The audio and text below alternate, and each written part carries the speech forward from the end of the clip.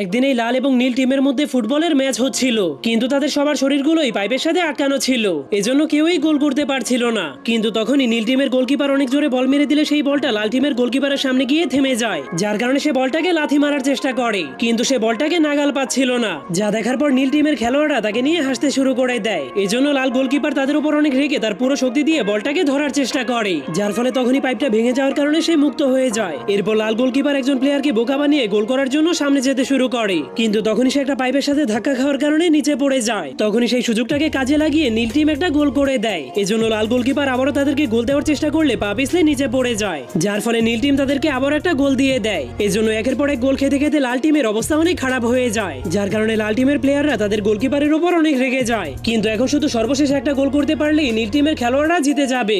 যা দেখার পর লাল গোলকিপার তার জায়গাতে গিয়ে জলদি করে তার পাইপটাকে লাগানোর চেষ্টা করে, কিন্তু তখনই নীল টিম বলটাকে আবারও অনেক জোরে একটা লাথি মেরে দেয়।